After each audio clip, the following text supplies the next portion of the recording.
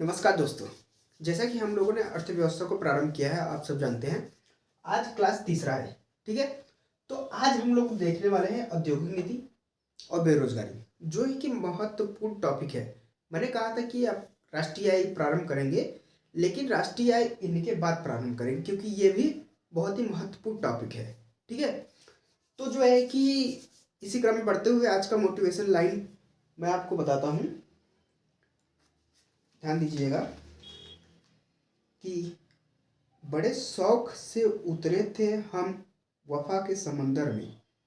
बड़े शौक से उतरे थे हम वफा के समंदर में, जब डूबे तो जाना मौत डूबने से नहीं भरोसे से हुई है।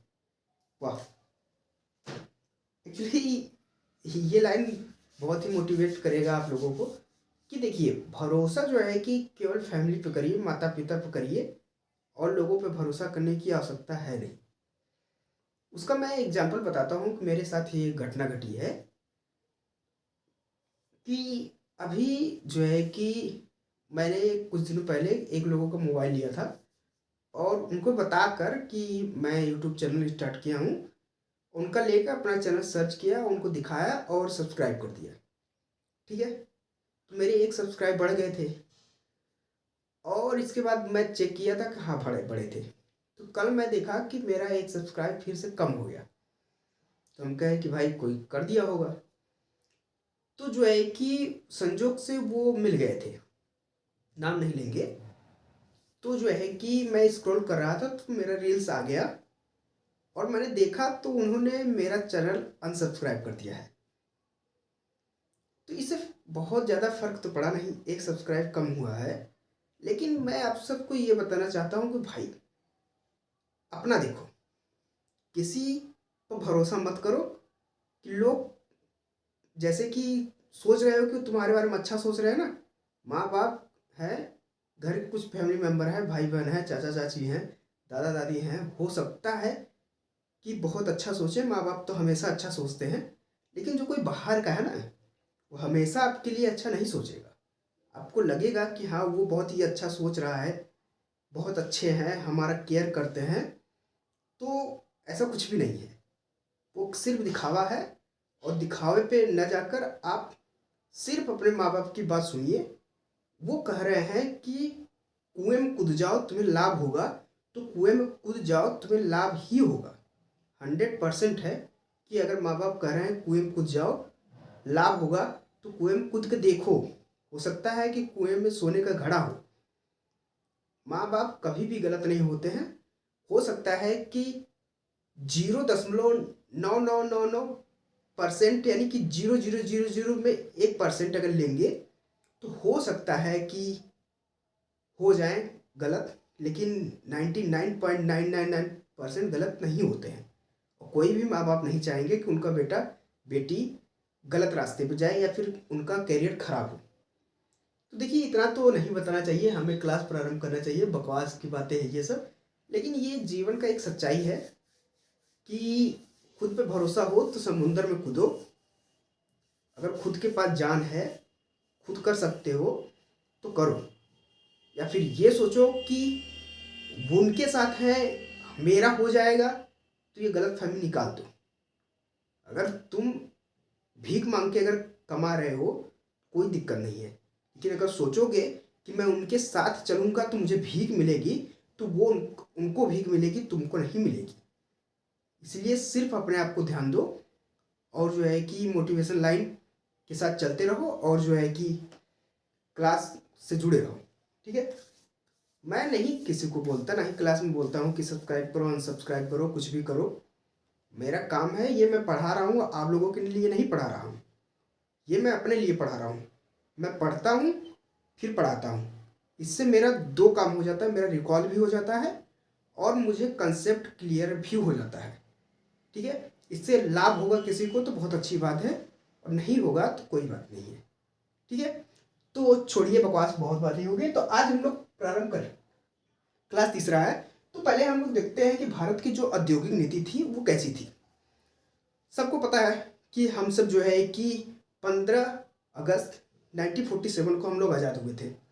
आज़ादी के बाद सबसे बड़ा मैटर ये था कि संविधान तो हमारे परम पूज्य जी doctor B are Ambedkar ji की अध्यक्षता में जो ड्राफ्टिंग कमेटी के अध्यक्ष थे, तो उन्होंने जो है कि संविधान हमें दिया। तो संविधान तो हमारा बना, तो उनके ही माध्यम से बताया जाता है कि हमारी जो अर्थव्यवस्था मिश्रित अर्थव्यवस्था थी, उन्हीं के माध्यम से ही स्वीकृत हुई थी कि उनको मानना था कि मिश्रित अर्थव्यवस्था बहुत ही लाभदायक होगी भारत के लिए। क्योंकि उस समय जो है कि नए नए हम लोग आज़ाद हुए थे, सभी जगह दंगे हो रहे थे, सभी लोग मर रहे थे। अब गांधी जी थे अकेले। अब गांधी जी कोलकाता में चल गए थे, क्योंकि जब पाकिस्तान बना था तो एक तरफ तो पश्चिम में पाकिस्तान था, इसके बाद जो वर्तमान बांग्लादेश है वहाँ भी पाकिस्तान था। ठीक है, तो जो है कि वहाँ पे कोलकाता में चले गए थे क्योंकि बहुत ज़्यादा हिंसा हो रही थी। और जो है कि पंजाब में जो है कि नेहरू जी, पटेल जी सब लोग देख रहे थे। मैं जो है कि पढ़ रहा था तो करीब पंजाब का दंगा रोकने के लिए 55,000 जो पुलिसकर्मी थे वो दंगा रोकने के लिए गए थे कि पंजाब के बॉर्डर के जो है राजस्थान के बॉर्डर के वो सभी दंगाएं रुक जाए, लेकिन नहीं रोक पाए थे। लेकिन गांधी जी अकेले जो है कि कोलकाता में बैठकर आमरण अनशन कर दिए थे, जिसके कारण वहाँ के सभी लोग आकर अपना हथियार त्याग दिए और कहे कि जो है कि महात्मा जी हम हिंसा नहीं करेंगे। तो जिसके कारण चर्चिल ने वन मैन आर्मी भी कहे थे। तो इसके बाद हम लोग जो है कि दंगे से जूझ रहे थे। इसके बाद दंगे से उठते उठते हम लोग आ रहे थे तो रजवाड़े थे। तो उन रजवाड़ों को भी मिलाना था। अब रजवाड़ों के पास लगभग बहुत सारी संपत्तियां थी, तो संपत्ति तो अपने देंगे नहीं। तो जो है कि उस समय हमारे जो मिश्रित अर्थव्यवस्था थी थोड़ी थोड़ी समाजवाद की तरफ झुकी हुई थी। अब समाजवादी अर्थव्यवस्था मैंने पहली क्लास में आपको बता दिया है कि जहाँ पर वेलफेयर वाले काम अधिक होंगे और जो मार्केट डिसाइड करता वो काम जो है कि उनको होल्ड करके जो सरकार रहेगी वो डिसाइड करेगी कि भाई ये काम तुम करो। ठीक है, तो हमारी जो अर्थव्यवस्था थी वो समाजवाद की तरफ बहुत ही ज़्यादा झुकी हुई थी। इसके बाद धीरे धीरे हम लोग जो है कि बढ़ते रहे, तो उसी में हम लोगों के साथ युद्ध हो गए। चाइना के साथ युद्ध हो गया, इसके बाद पाकिस्तान के साथ युद्ध हो गया, इसके बाद बांग्लादेश को जो है कि आज़ाद कराने के लिए फिर युद्ध हो गया। तो ऐसे ही युद्धों में उलझने के कारण हमारी अर्थव्यवस्था लगभग खत्म होने की कगार पे आ गई थी। तो वह समय कांग्रेस की सरकार थी और जो फाइनेंस मिनिस्टर थे वो स्वर्गीय श्री मनमोहन सिंह जी थे। ठीक है, तो मनमोहन सिंह जी जो है कि उन्होंने कहा कि हमें जो है कि कुछ पैसे की आवश्यकता है। उस समय शायद हमारे पास सिर्फ 15 दिन के आयात का पैसा बचा था, सिर्फ 15 दिन का। वर्तमान में हमारे पास पैसा करीब 3-4 साल का है, लेकिन उस समय सिर्फ 15 दिन का पैसा बचा था जिससे हम लोग आयात पर निर्भर हो सकते थे। निर्यात तो कर नहीं सकते थे क्योंकि उतना प्रोडक्शन हम लोग कर नहीं पाते थे कि हम लोग इस ग्लोबल मार्केट में जो है कि कंपीट कर पाए। तो कंपीट नहीं कर पाए तो आयात करने के लिए 15 दिन का सिर्फ बचा था पैसा। तो पैसा जब 15 दिन का बचा था तो हमारे पास एक रास्ता था लोन लेना। और जब लोन लेने के लिए हम लोग IMF गए, इंटरनेशनल मॉनेटरी फंड, ये एक ऐसी संस्था है जो डूबते हुए देशों को बचाने के लिए लोन देती है। ठीक है, तो उस समय हम लोगों ने जो है कि करीब 1991 का समय था, 1990 और 91 के बीच का। ठीक है, तो उस समय हम लोगों ने IMF से लोन लिया। लोन लेने के बाद हम लोगों ने अपने देश का विकास करने का सोचा, लेकिन IMF ने कहा कि हमारी कुछ शर्तें हैं जिनको आप मानेंगे तब हम आपको लोन देंगे। ठीक है, तो इसके बाद जो है कि हम लोगों ने मानने के लिए कहा कि चलिए भाई ठीक है, वर्तमान में हम लोग बहुत ही दयनीय अवस्था में, तो आप जो कहेंगे हम मानेंगे। तो उन्होंने कहा कि आप पहली बात तो टैक्स कम करिए, कि जो इम्पोर्ट होता था उन पर हम भारत बहुत ज़्यादा टैक्स लगाता था। तो उन्होंने कहा कि भैया इम्पोर्ट कम करिए, टैक्स कम करिए। इसके बाद जो है कि जो विदेशी कंपनियां वो भारत में आएंगी, भारत में वस्तुएं बेचेंगे, भारत में फैक्ट्रियां लगाएंगी, वो काम करेंगी। तो उन्होंने कहा भाई चलो ठीक है। उन्होंने कहा कि जो कंपनियां हैं उन पर रूल रेगुलेशन थोड़ा कम करो, तो हम लोगों ने वो भी किया। तो इसी क्रम में हम लोग सुधार करने के जो कार्य किए थे उसी को हम लोग LPG यानी उदारीकरण, निजीकरण, वैश्वीकरण नाम से जो है कि जाना जाता है। अब यही जो है कि हम लोगों का 1991 में LPG रिफॉर्म हुआ। यानी मतलब लिबराइजेशन, पी मतलब प्राइवेटाइजेशन, जी मतलब ग्लोबलाइजेशन।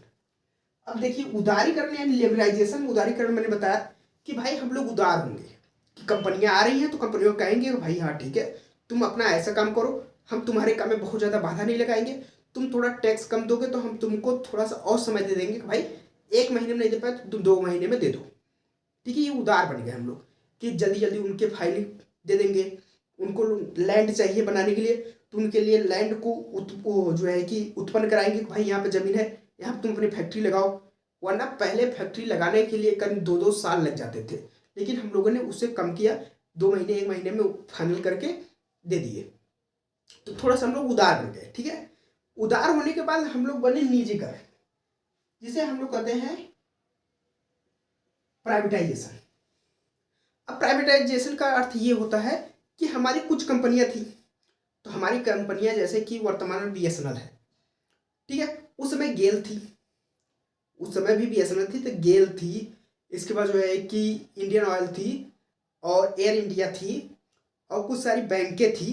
तो हम लोगों ने थोड़ा थोड़ा उसका शेयर जो है कि बेची नहीं, बेचना और जो है कि शेयर देने में अंतर होता है। जैसे कि मान लेते हैं कि मैं इंडिया हूँ, ठीक है, तो ये हो गई मेरी कंपनी, इस कंपनी का नाम है लग्जर। मैंने एक कंपनी बताया, एक पेन की कंपनी बताया, कंपनी का नाम लग्जर रखा, ठीक है। तो मैंने अपना प्राइवेटाइजेशन अपनाने के बाद मैंने कहा कि इस कंपनी का थोड़ा सा हिस्सा प्राइवेट लोगों को दे दो, वो पैसा देंगी, उस पैसों को लेकर हम कंपनी का ग्रो करेंगे, साथ साथ में उनका भी ग्रो होगा। तो मैंने किया क्या, कंपनी का ये छोटा सा हिस्सा दे दिया उसको, ये दे दिया। तो इसके बदले जो प्राइवेट लोग थे हमें धन दिया और हम इसे ग्रो किए, इसमें स्याही भरे, बहुत अच्छा किए। तो ये हो गया हम लोगों का निजीकरण, यानी कि अपनी कंपनी का थोड़ा सा शेयर देकर कंपनी को बड़ा करने में विकास करना, यानी कि वो प्राइवेटाइजेशन होता, कुछ कंपनियों को प्राइवेट करना। कोई कंपनी है बहुत दिनों से चल नहीं रही है, उसे हम नीलाम कर दिए, भाई जिसको खरीदना हो खरीद ले, लेकिन इस पे जो है कि 51% भारत सरकार का रहेगा, आप 49% खरीद सकते हो। ठीक है, यही हो गया प्राइवेटाइजेशन। ठीक है, इसके बाद आया ग्लोबलाइजेशन, वैश्वीकरण। वैश्वीकरण का अर्थ ये है कि यहाँ पे जो है कि कंपनियां जो बाहर से आएंगी वो यहाँ पे काम करेंगी। अब जैसे नॉर्थ कोरिया की एग्जाम्पल ले लीजिए, नॉर्थ कोरिया में लगभग बाहरी कंपनियों का आगमन पूर्णतः बैन है। चाइना में उनका गूगल है, उनका स्नैपचैट है, और जो है कि उनका खुद का इंस्टाग्राम आईडी है, उनका खुद का जो है कि फेसबुक आईडी है, उनका खुद का यूट्यूब है। तो वो बाहरी कंपनियों को आने के लिए जो है कि मना कर देते हैं कि भाई बाहरी कंपनी नहीं आएगी। तो हम लोग पहले तो मना करते थे, लेकिन जब वैश्वीकरण हुआ तो हम लोगों जो है बाहरी कंपनियों को अपने में आगमन करने लगी।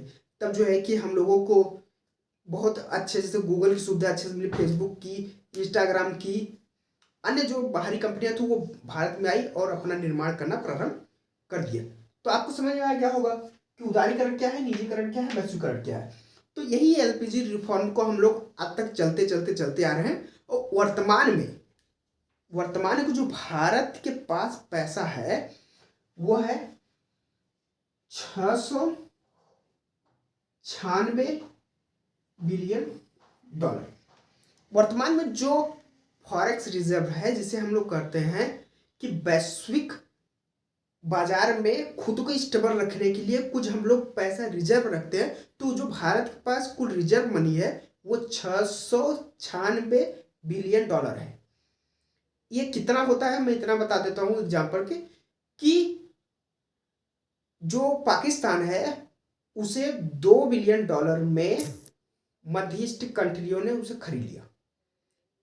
जो है कि चाइना सिर्फ $1 बिलियन के लिए अपने यहाँ पे कुछ भी करवाने के लिए तैयार हो जाता है। यदि हम सिर्फ $500 बिलियन दे दे तो पूरा चाइना खरीद सकते हैं, सॉरी पूरा पाकिस्तान खरीद सकते हैं सिर्फ $500 बिलियन में। लेकिन हमारे पास वर्तमान में $696 बिलियन है, जिसका हम लोग आयात और निर्यात में प्रयोग करते हैं, आयात में मोस्टली प्रयोग करते हैं। ठीक है, इतना समझ गए होंगे। इसके बाद बेरोजगारी। बेरोजगारी बहुत ही महत्वपूर्ण टॉपिक है, इसे हर साल एग्जाम में, कोई भी एग्जाम हो उसमें प्रश्न पूछता ही पूछता है। पहली चीज बेरोजगारी क्या है, ठीक है। बेरोजगारी शिक्षा के होने के बावजूद कार्य न मिलना या फिर कार्य करने की इच्छा होने के बावजूद भी कार्य न मिलना बेरोजगारी कहलाती है। ठीक है, बेरोजगारी दो टाइप की होती है। पहला, उसके प्रकार पहले जानते हैं। ठीक है, तो पहले देखते हैं कि बेरोजगारी प्रारंभ कैसे होती है। पहले देखिए कार्यकारी जनसंख्या। कार्यकारी जनसंख्या, ये जो कार्यकारी जनसंख्या है वो टोटल मानी जाएगी 15 साल से 64 साल के बीच। यानी कि जो व्यक्ति 15 साल से 64 साल के बीच एज में है वो व्यक्ति कार्यकारी जनसंख्या का हिस्सा माना जाएगा। ठीक है, इसके बाद है श्रम बल। श्रम बल में भी 15 से 64 साल के एज के व्यक्ति को ही रखा जाएगा। लेकिन श्रम बल में होता क्या है कि कुछ लोगों की काम करने की इच्छा नहीं होती। अब समझ गए, जैसे कि मैं हूं, आप हो, हम दोनों हैं। अब हम दोनों जो है कि कार्यकारी जनसंख्या में है। मेरा एज जो है कि 24 साल है, आपकी एज मान लेते हैं 20 साल है, तो हम दोनों कार्यकारी जनसंख्या का हिस्सा है। ठीक है, और इसके बाद हम दोनों में काम करने की इच्छा मानते हैं कि आप अभी पढ़ाई कर रहे हो। ठीक है, आप पढ़ाई कर रहे हो लेकिन मुझे काम चाहिए, तो मैं करूंगा क्या कि एक और लिस्ट निकालेंगे जिसमें होगा लेबर फोर्स, श्रम बल। ठीक है, और उस श्रम बल में कहेंगे कि आप नाम का व्यक्ति काम करने का इच्छुक नहीं है, लेकिन जो आगे है व्यक्ति पेन लिया है ये काम करने का इच्छुक है। अब मान लेते हैं कि एक राम है, एक रहीम है और एक जायद है। ठीक है, 3 व्यक्ति हैं। अब जैसे राम मैं हूं, ठीक है, रहीम एक और व्यक्ति है, जायद एक और व्यक्ति है। हम तीनों कार्यकारी क्षेत्र का यानी कार्यकारी बल यानी कि कार्यकारी फोर्स का, कार्यकारी जनसंख्या का हिस्सा है। यानी कि ये तीनों कार्यकारी जनसंख्या का हिस्सा माने जाएंगे। लेकिन राम को और रहीम को काम करने की इच्छा नहीं हो रही है। समझ रहे हो कि राम और रहीम काम करने के लिए इच्छुक नहीं है, लेकिन जो जायद है वो काम करना चाहता है। अब एक और लिस्ट निकाले जाएंगे, तो जिसमें से निकालेंगे कि कार्यकारी जनसंख्या 3 और श्रम बल में जो है कि कितने लोग काम नहीं करेंगे, 2, टोटल बचे 1। तो ये जो 1 होगा वो श्रम बल का हिस्सा होगा। समझ रहे हो आप? मान लेते हैं कि 10 व्यक्ति खड़े हैं, जिसमें से 2 व्यक्ति काम करना चाहते हैं और 8 व्यक्ति काम नहीं करना चाहते हैं।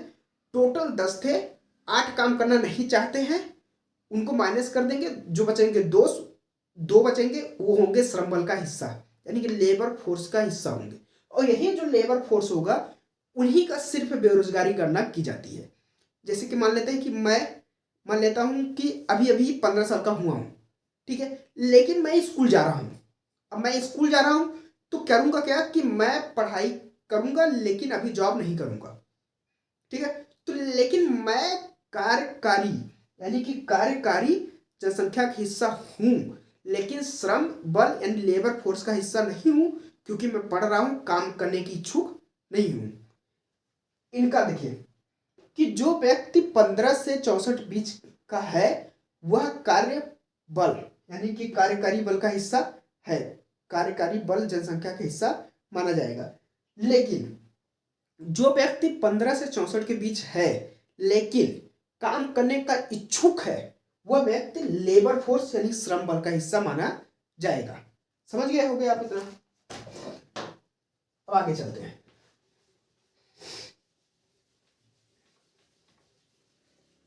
कार्यकारी बल, श्रम बल समझ में आ गया होगा।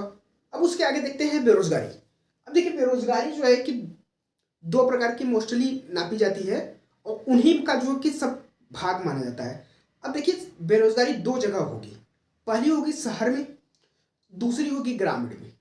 और कहीं भारत में कोई क्षेत्र नहीं है, अगर कहीं है तो शहर है और कहीं है तो गांव है। ठीक है, तो भारत में जो शहरी बेरोजगारी वो 6.7% है।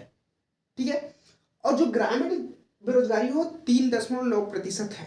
अब आप पूछ सकते हो कि भाई ये बताओ कि शहर बेरोजगारी ज़्यादा है ग्रामीण बेरोजगारी कम है, उसका मतलब क्या है? देखो अगर आप देखोगे गांव से होगे तो गांव में बहुत सारे लोग शहर जाते हैं रोजगार के लिए, ठीक है। अब वही जो व्यक्ति गांव से निकल कर रोजगार लेने के लिए शहर गया है, तो शहर में बेरोजगारी बढ़ाएगा ना, गांव में थोड़ी बढ़ाएगा। अगर मान लेते हैं कि एक घर है, मैं हूं, आप हो, एक व्यक्ति है, तीनों दोस्त हम आपस में रहते हैं, ठीक है। अब जो है कि एक व्यक्ति आता है सर्वे वाला, वो मेरा दोस्त शहर गया है काम करने, और मैं दोनों यहीं पे बैठे हैं। तो आएगा, हम दोनों को देखेगा, कहेगा कि भाई दो लोग यहाँ बेरोजगार हैं। अब वो गया शहर, अब शहर में मेरा दोस्त भी गया है और बहुत सारे दोस्त गए, वहां पे देखेंगे तीन व्यक्ति है, तो कहेंगे शहर की बेरोजगारी बड़ी है, गांव की बेरोजगारी कम है। समझ गए, शहर में बेरोजगारी ज्यादा क्यों है, गांव में बेरोजगारी कम क्यों है, ठीक है। अब इसके बाद बेरोजगारी के प्रकार देखते हैं। पहली बेरोजगारी खुली बेरोजगारी है। देखो, खुली बेरोजगारी वो बेरोजगारी है जहां पे श्रम बल के व्यक्तियों को काम नहीं मिल रहा है। अब श्रम बल समझ गए होगे आप, श्रम बल में व्यक्ति वो हैं जो काम करने की इच्छुक है। लेकिन खुली बेरोजगारी में आते हैं वे व्यक्ति जो काम करने की इच्छुक हैं परंतु उनको काम नहीं मिल रहा है, वो है खुली बेरोजगारी, ठीक है। दूसरी है अल्प बेरोजगारी। अल्प बेरोजगारी वो होती है जो श्रम बल के हिस्सा है लेकिन उन्हें जो है कि बहुत ही कम इनकम पर जॉब मिल रही है। जैसे कि अगर मैं कहीं जाता हूँ जॉब के लिए, वो कहता है कि आपको 100 रुपये पर डे देंगे केवल, ठीक है। तो टोटल 3,000 रुपये महीना पे मुझे अगर जॉब मिलता है तो ये होगी अल्प बेरोजगारी के भाई 3,000 रुपये में ये रूम रेंट भी नहीं दे पाएगा तो कमाएगा क्या, समझ रहे हो आप। तो ये हो गया अल्प बेरोजगारी, मतलब कि बहुत ही कम इनकम पे मिली बेरोजगार, वो अल्प बेरोजगारी में कहलाती है। दूसरा है घर्षण बेरोजगारी। देखिए, घर्षण बेरोजगारी उतनी खराब नहीं होती है, लेकिन घर्षण बेरोजगारी का अर्थ ये होता है कि मैं कहीं जॉब कर रहा हूं, मान लेते हैं कि मैं अभी गूगल में काम कर रहा हूं, ठीक है, लेकिन मैं एप्पल कंपनी में काम करना चाहता हूं, यह है घर्षण बेरोजगारी। यानी कि मुझे एक जगह काम मिल रहा है, मैं वहां काम कर रहा हूं लेकिन मैं बेहतर की तलाश में किसी और जगह काम ढूंढ रहा हूं। यानी कि अभी मैं पढ़ा रहा हूं, शिक्षक हूं, प्राइमरी टीचर हूं, मुझे जो है कि लेकिन मैं आईएएस ऑफिसर बनना चाहता हूं। यानी कि मेरे पास रोजगार है लेकिन मैं और उच्च रोजगार की तलाश में हूं, यह है घर्षण बेरोजगारी, ठीक है। तीसरा है चक्रीय बेरोजगारी। देखिए, चक्रीय बेरोजगारी दरअसल हमेशा नहीं होती है। चक्रीय बेरोजगारी वो बेरोजगारी है जो मंदी के समय उत्पन्न होती है। अब मंदी कब आएगी, जैसे कि मंदी तब आती है जब महंगाई बहुत ही ज्यादा चरम पे पहुंच जाए, यानी कि हाइपर इन्फ्लेशन हो, 10 से ऊपर हो, दौड़ती हुई इकोनॉमी हो, भागती हुई इकोनॉमी, ये आगे पढ़ाएंगे आपको। तो बहुत ज़्यादा महंगाई बढ़ जाए तो सब कहेंगे भाई इतनी महंगाई बढ़ गई है, काम करो काम करो, देख रहे हैं सब्जी 200 रुपये किलो आलू मिल रहा है। तो चक्रीय बेरोजगारी, मंदी के समय होने वाली बेरोजगारी को चक्रीय बेरोजगारी कहते हैं। या फिर हो सकता है कि बाढ़ आ जाए, अब बाढ़ आ गया, सब बह गए, सब बह गए,